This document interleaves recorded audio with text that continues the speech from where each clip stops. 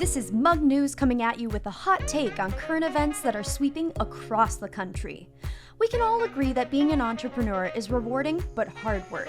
Not to mention the effort that goes into running your business, in addition to specific jargon used in the startup community. But don't let that deter you from pursuing your goals. In fact, I invited a couple guests to come over and help clear up some of those daunting terms.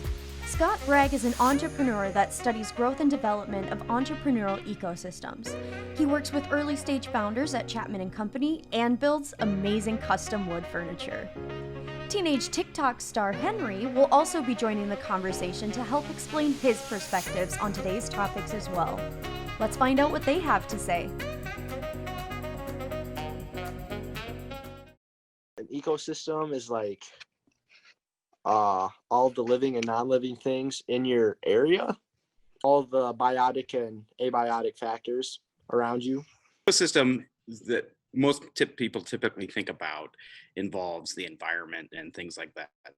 The ecosystem for, let's say, frog be the lake that he lives in or the pond that he lives in, all of the animals and the insects and the surrounding things that go into making the system. And so when we think about ecosystems, we're talking specifically about entrepreneurs and the system that the entrepreneurs live in. So a lot of that is venture capital, a lot of that is customers, a lot of that is all of the people that maybe even work for them or mentor them. And just everybody, basically the network that they interact with. A unicorn. Mm-hmm. It's an animal that looks like a horse with a giant horn right through its head. The unicorn, that is a fictional character. It's a horse with the horn at the top. A lot of people think the unicorn stands for a company that is valued at over $1 billion, but I still like the previous version better. I think it's somebody you hire on water, ACQUIHIRE, you know what I'm saying? The process of acquisition. So if a company gets acquired and then like you would hire a new CEO or something like that, I'm not sure.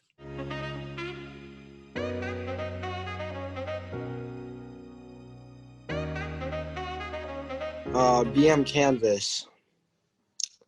That's just like the absolute biggest canvas you can get in the art room when you are painting. I'd say about like 60 inches by 28, I say around there. Business model canvas. So there are a bunch of different business model canvases out there. If you are thinking of starting your own company and you have an idea, this will help you flesh it out. It's basically, think of like a 8x11 piece of paper, and it's broken into quadrants.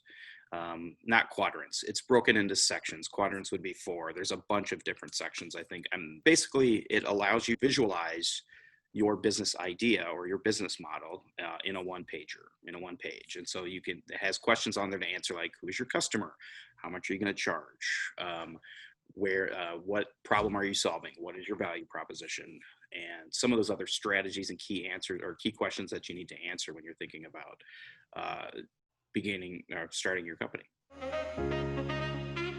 PM fit. I don't know. Like, it's like I don't know. Like, people think the art's a good fit, but only in the PM. So like AM, they just can't look at it. So then PM, they're chilling with it though. Product market fit is how does your product fit the market that you're trying to capture. I'd say it's the product's known worth, what people know it's worth, and what you can get for it. I sign each of my patents at the bottom, That's your creative, that's the stuff that belongs to you. So a lot of times people think of intellectual property, they'll directly think of music that you create or video content that you create. There's also copyright laws that are out there that people have to be aware of. And so that's basically why if we were to create, let's say a video on YouTube or something, like I couldn't use famous songs by U2 or R. Kelly or, well, R. Kelly's probably not the best example, but Beyonce, we couldn't use their intellectual property, i.e. their songs, because they have the rights to them. And so you have to acquire the rights to use that intellectual property. I do not know what a pitch deck is. Would you care to explain? Pitch deck is going to be a slide deck or a PowerPoint presentation or a Google Slides for those of you kids that have used Google or using Google instead of PowerPoint because I'm old. Typically a 12 to 15 slide presentation that's going to have a few key slides on there. So it's going to have your, what is your product? What is your value, product or service, value prop, team, your overall market cap. Like, why would people invest in you versus going and investing in other people with the same idea? Like, what's your special sauce? That's typically what we would think. Those are some of the things that are going to be in your pitch deck.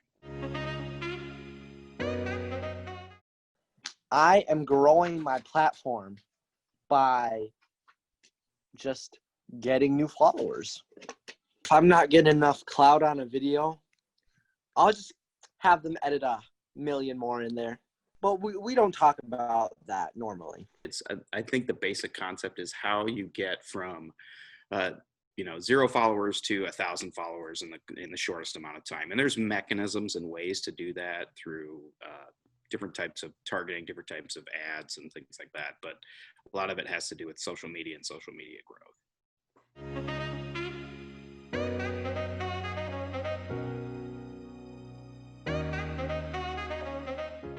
Yeah, let's hear what that is. Search engine optimization. That means how high on the search engine list does your site appear? So if I Google, for example, if I Google truck tires and the first thing that shows up is Bridgestone, like how is what position does your company show up? Is it 5th on the list? Is it 6th? Is it 200th? Is it on page 57 that nobody ever gets to? And so like those are some of the things you think about when you think about search engine optimization.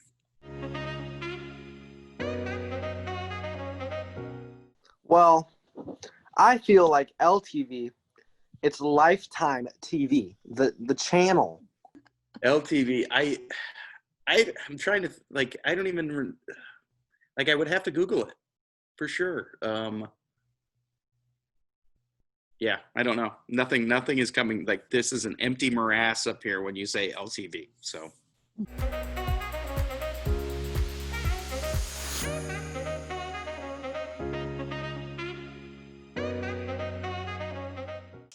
Sweat equity is the equity you achieve through hard work.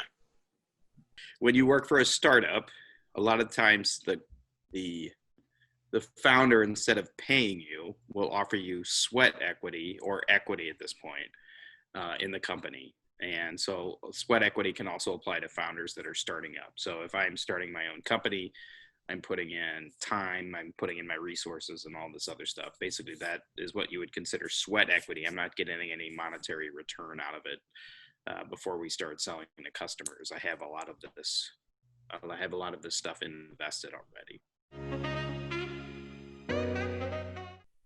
An exit is where you take your money and you run.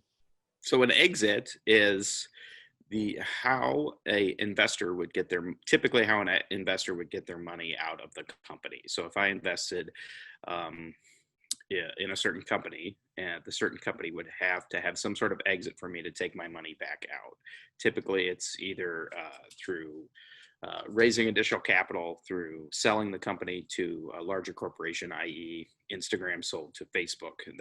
Those are the types of exits we typically think about in venture capital.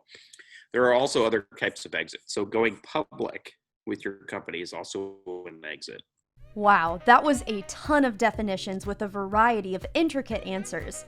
I hope this settles any questions you have, but if you're looking for more examples of entrepreneurship jargon, I encourage you to take a look at the links in the description. Do you have a different definition for one of the terms we mentioned? Comment below and let's compare notes. Thanks for checking out MUG.NEWS as your news outlet for entrepreneurs in the middle.